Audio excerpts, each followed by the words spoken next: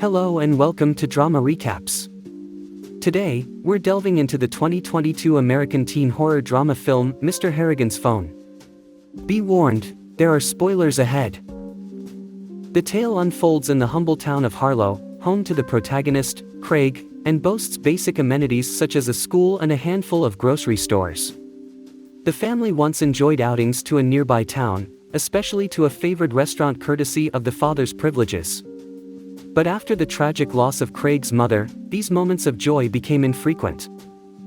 The story's pivot lies in Craig's unlikely friendship with Mr. Harrigan. Craig, who frequently attended church, intrigued the enigmatic Mr. Harrigan enough for him to request the young boy to recite a chapter from the Bible. John Harrigan was Harlow's wealthiest resident, a commanding billionaire with a thriving business. A chance encounter at the driveway initiated their bond. Harrigan, with rapidly deteriorating eyesight, needed a reading companion. The boy accepted the job of reading out the Bible and other books to Harrigan for an hourly wage of $5. Craig started frequenting Harrigan's mansion, a grand yet intimidating structure that housed the elderly man. The boy performed odd jobs like reading, watering the greenhouse flowers, or clearing snow. Craig, burdened by the loss of his mother, was forced to deal with his father's worsening depression. He often grappled with guilt, wishing he could change the past and prevent his mother's demise. One day, Craig stumbled upon a mysterious closet, which Harrigan hastily warned him away from, claiming it concealed a dreadful secret meant only for him. Craig spent his time immersed in literature, debating with Harrigan about the illusory happiness and brutal power that money held, before collecting his pay and leaving. Intrigued, he researched Harrigan's life, uncovering descriptions of a harsh, mercenary man who never married, estranged from his family, his existence stark and lonely, untouched by the warmth that wealth should have provided. Suddenly, Craig began receiving cards from Harrigan, each containing a lottery ticket, marking special occasions like birthdays and holidays. Craig continued to visit Harrigan regularly and soon started to suspect that their reading sessions were Harrigan's only source of happiness. Meanwhile, Craig's high school experience began, requiring daily travel to a different town. A fellow student, Mike Uber, assumed the role of mentor, warning against tolerating bullying while introducing Craig to the school's social structure. When Craig became the target of a school bully, a vigilant teacher intervened, but Craig managed to defuse the situation gracefully, sparing the bully from punishment. Upon returning home, Craig reassured his father about his day, easing his worries. Later, Craig pleads with his father to buy him a mobile phone, but his request is denied. Determined, Craig continues working for Mr. Harrigan, saving money for his coveted smartphone. Amidst his chores, Craig discovers Harrigan's distaste for socialist politics and his disregard for rules. When asked if he had ever faced trials, Harrigan admits to such confrontations, but assures that he always prevailed. At Christmas, Craig gifts his father a stylish vest and unwraps his own gift from Mr. Harrigan, a familiar lottery ticket that turns out to be a winner, earning him a whopping $3,000. Overjoyed, Craig receives another gift from his father, the smartphone he had yearned for. Grateful, Craig calls Mr. Harrigan to thank him and extend his Christmas wishes. Post-holidays, school recommences, and Craig can now leisurely scroll through websites and play games on his smartphone during lunch breaks.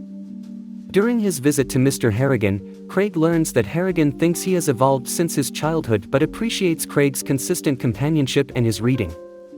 Craig confesses his enjoyment of their time together and his fondness for the smell of books, the engrossing discussions, and the experience of reading out loud to Harrigan.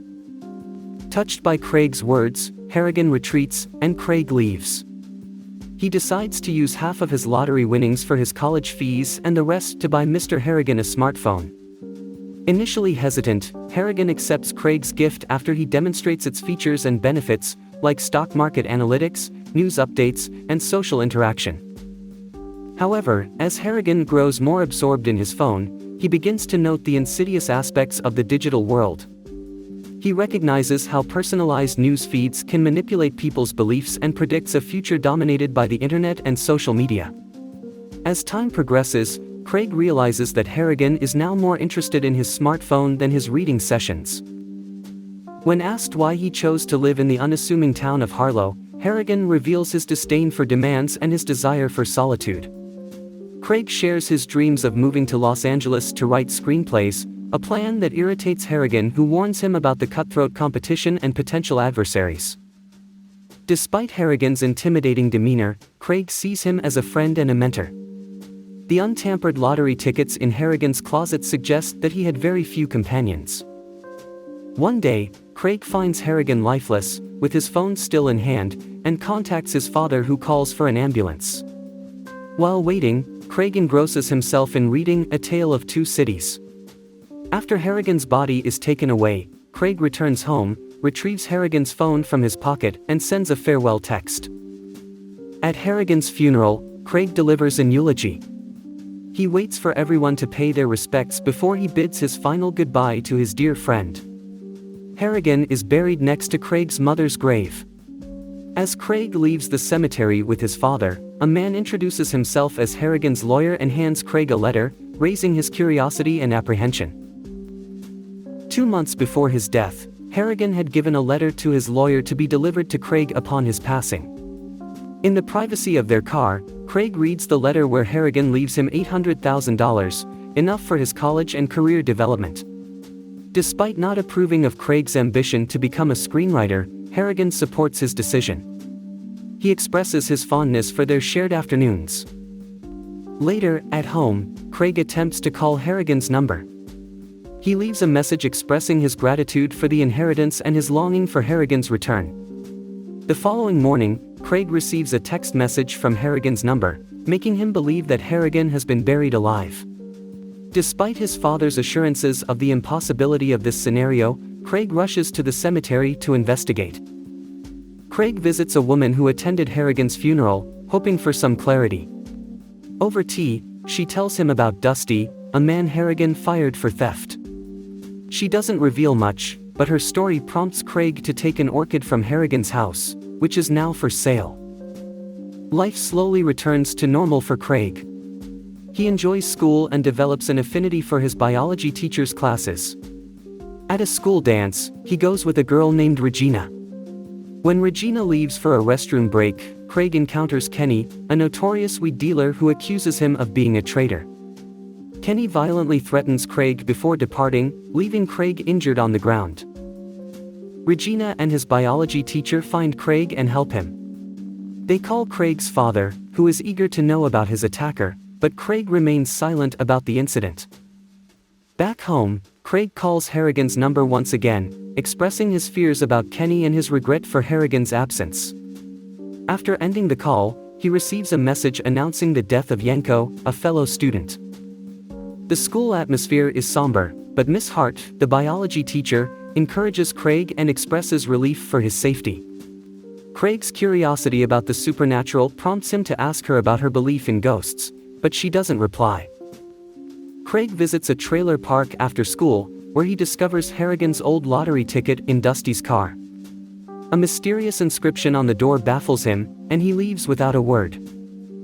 Later, Craig tries to connect with Harrigan again, hoping to discern any connection between Harrigan and Kenny's death. He requests Harrigan to knock on the wall 3 times if he had a part in Kenny's demise. Abruptly, his phone rings, startling Craig. Overcoming his fear, he picks it up to find the same message from Harrigan that he received before.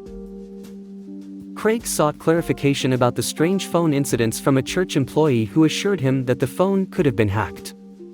He shared the tragic story of Kenny, who fell from the 2nd floor in a drunken stupor and broke his neck, which made Craig re-evaluate his fixation with his phone. Craig then decided to get a new phone, transferring all his data and giving away his old phone to charity. He dialed Mr. Harrigan's number on his new phone and was relieved when the call was disconnected. Later, he received a college acceptance letter and eventually left for Boston on a scholarship to study journalism at Emerson College. His roommate, Julian Samers, was studying acting. But his peaceful life was disrupted when he received a call from his father. His beloved biology teacher, Miss Hart, had died in a head-on collision. Upon hearing this, Craig retrieved his old phone from the closet and called Harrigan's number, telling him about Miss Hart's death and asking for justice for her.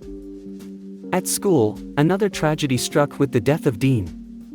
Craig visited Dean's vacation home and met a stranger who revealed that Dean had died by suicide in his hotel room, leaving behind a note with the lyrics to a song. Later, Craig visited Harrigan's house and looked through his photos, reminiscing about the man's stories. When he charged his old phone again, he discovered another cryptic message from Harrigan, CCST. At Harrigan's grave, he discovered that these messages meant, "Craig, stop." Disturbed, Craig asked Harrigan to rest in peace. Craig then went to his mother's grave, apologizing and weeping bitterly before fleeing the cemetery. He stopped at a cliff, throwing his old phone into the water but refrained from throwing his new one. At the end, Craig made a peculiar request to be buried with empty pockets. This is the end of the movie. Let me know what you think about this movie in the comments, and subscribe to the channel so as not to miss the release of new content. Thanks for watching.